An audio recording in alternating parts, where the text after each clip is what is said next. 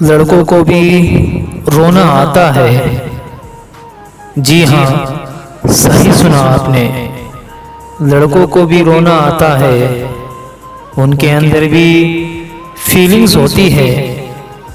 یہ جو بچپن میں چوٹ لگنے پر رونے پر ماں باپ جب بولتے تھے کہ پاگل ہے کیا، لڑکے روتے نہیں، یہی وجہ ہے آج لگ بھگ ہر لڑکا کوئی بھی بات ہوتی ہے بری سے بری وہ اپنے اندر ہی رکھنا پسند کرتا ہے، چاہے اسے کتنا ہی کہہ رہی ہو، اور اسی لیے بدنام ہے لڑکے۔ بھائی لڑکوں کے اندر تو ایموشنز ہی نہیں ہوتے ہیں، وہ تو ایموشنز دکھاتے ہی نہیں، دکھائیں گے کیسے؟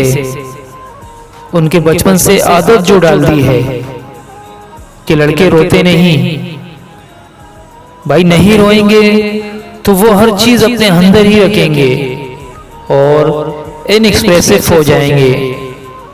اسی لیے یہ نہ سمجھے کہ لڑکوں کے اندر ایموشنز نہیں ہوتے ہیں، بس ان کی عادت میں نہیں ہوتا دکھانا، لہذا ان کا ساتھ دے، انہیں سپورٹ کرو۔ اب ہر لڑکا جسم کا بھوکا نہیں ہوتا۔